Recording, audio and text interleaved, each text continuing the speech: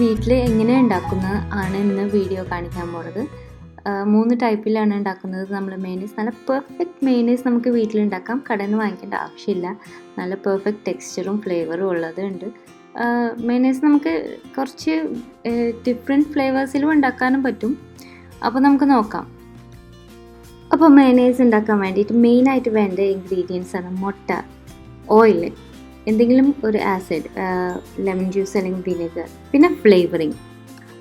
നല്ല എഗ്സ് ആയിരിക്കണം. നമ്മൾ പേസ്ചറൈസ്ഡ് എഗ്സ് കിട്ടുകയാണെങ്കിൽ അതാണ് ഏറ്റവും നല്ലത്. എന്നാലും നമുക്ക് ട്രസ്റ്റ് ചെയ്യാൻ പറ്റിയ മുട്ടയാണെങ്കിൽ അത് ഉപയോഗിച്ചാലും മതി.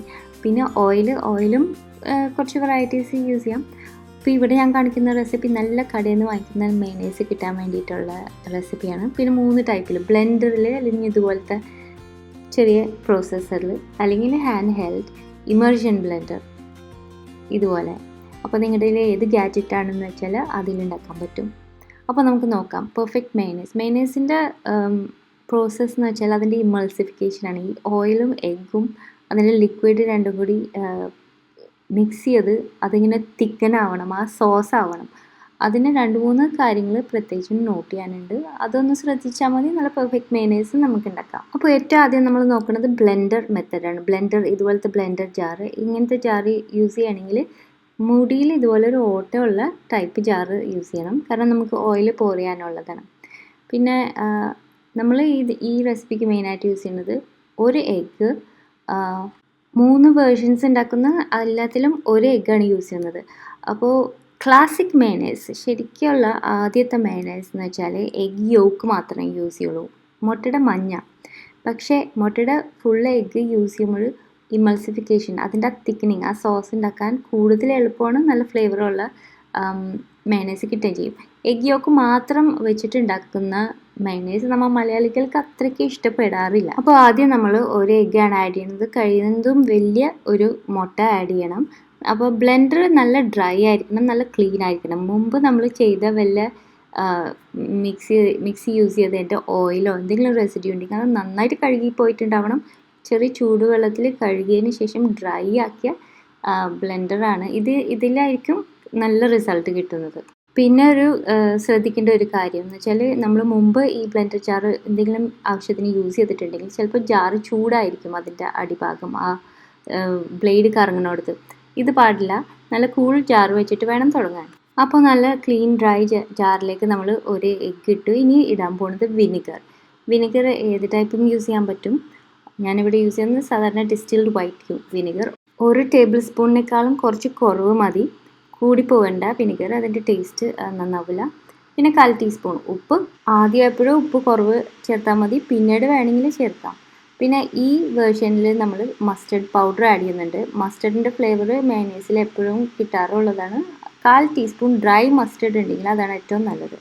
പിന്നെ 1/4 ടീസ്പൂൺ ലൈറ്റായിട്ടുള്ള മുളക് പൊടി. ഞാനിവിടെ പപ്രിക്കയാണ് യൂസ് ചെയ്യുന്നത്, അതില്ലെങ്കിൽ കാശ്മീരി മുളക് പൊടി ഉപയോഗിക്കാം. പിന്നെ ഒരു നുള്ളി എരിവുള്ള മുളക് പൊടി. ഇതെല്ലാം കൂടിയാണ് ആദ്യം ചേർക്കുന്നത്. ഇത് ആദ്യത്തെ വേർഷനാണ് കേട്ടോ. ഈ മസ്റ്റർഡ് ഒന്നും ഇല്ലാത്ത വേർഷനും പിന്നീട് കാണിക്കുന്നുണ്ട്. അപ്പോൾ ഈ ഇൻഗ്രീഡിയൻസ് ചേർത്തിട്ട് നമുക്ക് ഒന്ന് ബ്ലെൻഡ് ചെയ്തെടുക്കാം. ആ ഇൻഗ്രീഡിയൻസ് എല്ലാം ഒന്ന് മിക്സായി കിട്ടാൻ വേണ്ടിയിട്ടാണ്. ഇനിയാണ് നമ്മൾ ഇതിലേക്ക് ഓയിൽ ഒഴിക്കാൻ പോണത്.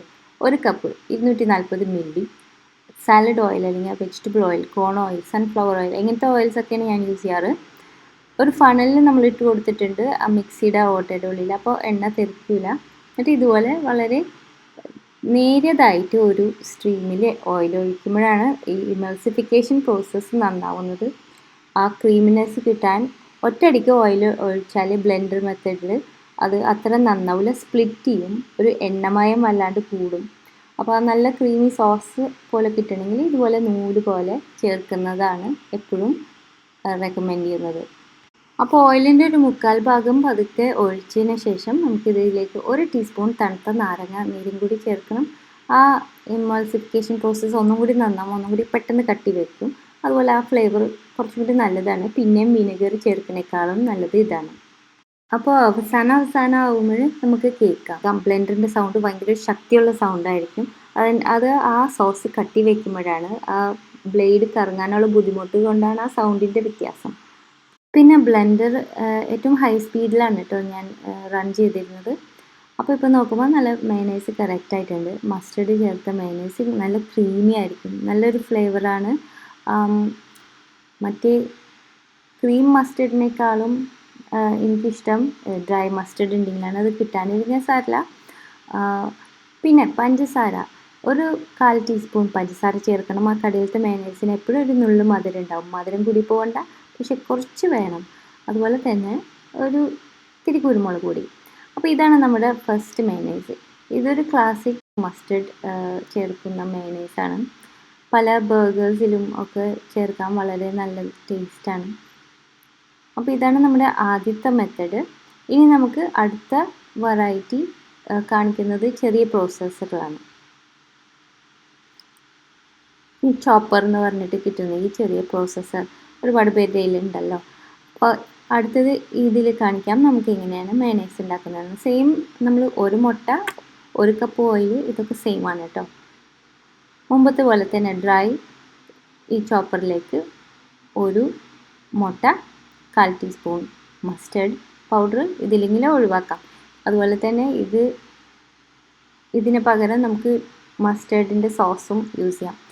ഡിജോൺ മസ്റ്റർഡ് കിട്ടുകയാണെങ്കിൽ അത് മറ്റേ സാധാരണ മസ്റ്റർഡിനേക്കാളും കുറച്ചും കൂടി മൈൽഡ് ഫ്ലേവറാണ്, നല്ലൊരു ടേസ്റ്റാണ്.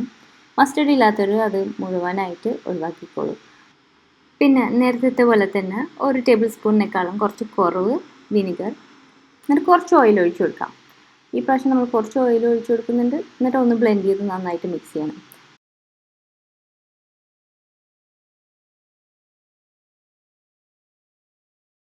എന്നിട്ട് തുറക്കാം. ഭയങ്കര റണ്ണി ആയിരിക്കും ഇതുപോലെ. പിന്നെയും ഓയിൽ ഒഴിച്ചു കൊടുക്കണം.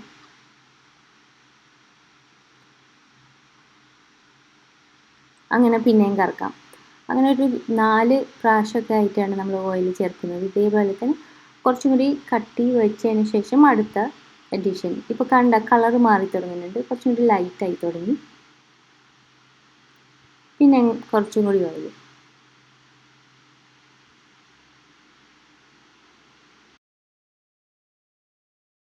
ഒരുവിധം കട്ടിയായി എന്ന് തോന്നുമ്പോൾ നമുക്ക് ഇതിലേക്ക് ഉപ്പും കുരുമുളക് ഇപ്പം ചേർത്താൽ മതി. ഈ ചോപ്പർ മെത്തേഡ് യൂസ് ചെയ്യുമ്പോൾ മാത്രം ഉപ്പും കുരുമുളക് ആദ്യം ചേർക്കാത്തതാണ് നല്ലത്. ഇനി ബാക്കിയുള്ള ഓയിലും കൂടി ഒഴിക്കാം.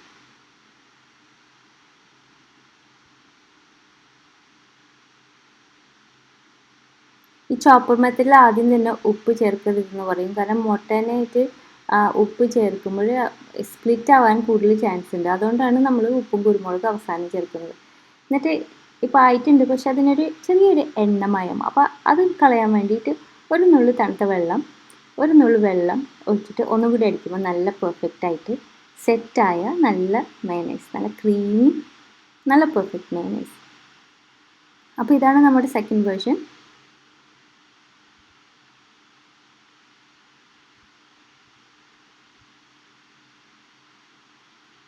ഫ്ലേവറിന് വേണമെങ്കിൽ നമുക്ക് 1 ടീസ്പൂൺ ലെമൺ ജ്യൂസും ചേർക്കാം കേട്ടോ.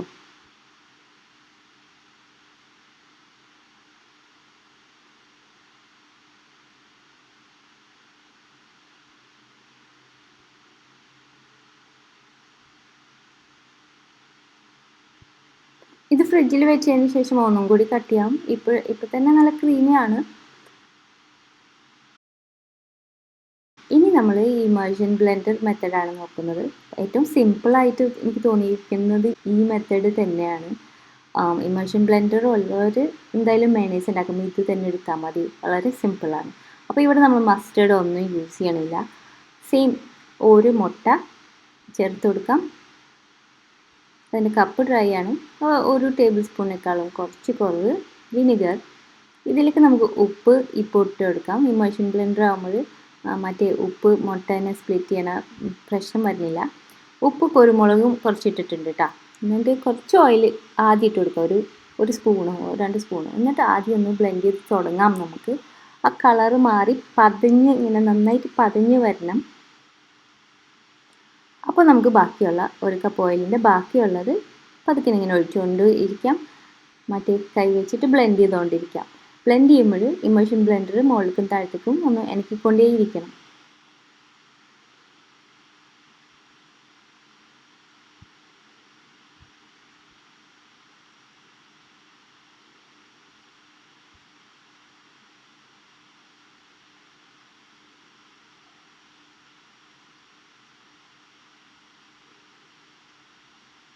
കട്ടി കൂടി വരുന്നത് നമുക്ക് കാണാം.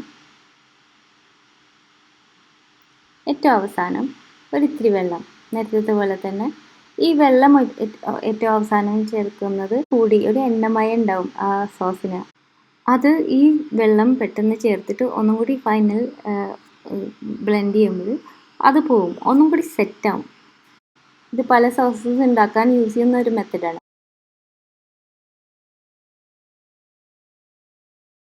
അപ്പോൾ കണ്ടില്ലേ, പെർഫെക്റ്റ് ആയിട്ടുള്ള മയോണൈസ്. മസ്റ്റർഡ് ഇല്ലാത്തതുകൊണ്ട് ആ വൈറ്റ് കളറും ഉണ്ട്. ശരിക്കും പറഞ്ഞാൽ ഇതാണ് ഒരുവിധം നമ്മൾ ഇന്ത്യൻസിന് എല്ലാവർക്കും ഏറ്റവും ഇഷ്ടപ്പെടുന്ന മയോണൈസ്. നല്ല കട്ടിയുണ്ട്, നല്ല പെർഫെക്റ്റ് ആയിട്ട് വന്നിട്ടുണ്ട്. ഇനി ഫ്രിഡ്ജിൽ വെക്കുമ്പോൾ ഒന്നും കൂടി സെറ്റാകും. നമുക്കത് ഫ്രിഡ്ജിൽ നല്ല ടൈറ്റ് ജാറിൽ സ്റ്റോർ ചെയ്ത് വെക്കണം. പിന്നെ മറ്റേ അറബിക് തൂം ഉണ്ടാക്കുന്ന വീഡിയോ ഞാൻ മുമ്പ് ഷെയർ ചെയ്തിരുന്നു. അറബിക് ഗാർലിക് സോസ് മുമ്പ് ഷെയർ ചെയ്തിരുന്നു. ആ വീഡിയോയും നിങ്ങൾ ചെക്ക് ചെയ്യണം. നല്ല ഗൾഫിലൊക്കെ കിട്ടുന്ന പെർഫെക്റ്റ് തൂമിൻ്റെ ടേസ്റ്റാണ് അതിന് കിട്ടുന്നത്.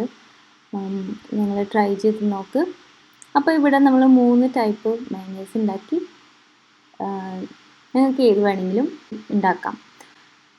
ഞാൻ ഓരോ ഡിഫറെൻറ്റ് റെസിപ്പി അനുസരിച്ചിട്ടാണിത്. ഇപ്പോൾ കുറച്ച് ആ മുളക് പൊടി ഒക്കെ ഉള്ള ചെറിയ റെഡ് കളറുള്ളതാണ് കൂടുതൽ സാലഡ് ഡ്രസ്സിങ്ങിനൊക്കെ ഉപയോഗിക്കുന്നത്. ഇടയ്ക്ക് ഇതിലേക്ക് റെഡ് ക്യാപ്സിക്കം കൂടി അരച്ച് ചേർക്കാറുണ്ട്, അതും നല്ലതാണ്. പിന്നെ മസ്റ്റർഡ് ഉള്ളതാണ് ബർഗേഴ്സിനും അങ്ങനത്തെ മീറ്റ് ഐറ്റംസിനൊക്കെ കൂടുതൽ ഇഷ്ടമുള്ളത്. അതിലിടയ്ക്ക് പല ടൈപ്പ് ഹെർബ്സ് ആഡ് ചെയ്യാറുണ്ട് പല ടേസ്റ്റ് കിട്ടാൻ വേണ്ടിയിട്ട്. പിന്നെ ഈ വൈറ്റ് മയോണൈസാണ് കൂടുതൽ സാൻഡ്വിച്ചസും അങ്ങനത്തെ സിമ്പിൾ ഐറ്റംസിനൊക്കെ കൂടുതൽ യൂസ് ചെയ്യാറുള്ളത്. അപ്പോൾ ട്രൈ ചെയ്ത് നോക്കിയിട്ട് വിവരം അറിയിക്കണം. ഇഷ്ടപ്പെട്ടാൽ ഒന്ന് ഒരു കമൻറ്റ് ഇടൂ. അതുപോലെ ലൈക്ക് ചെയ്യാനും മറക്കരുത്. അടുത്ത പ്രാവശ്യം നല്ലൊരു റെസിപ്പി ആയിട്ട് വരുന്നത് വരെ താങ്ക്സ് ഫോർ വാച്ചിങ്. ബൈ.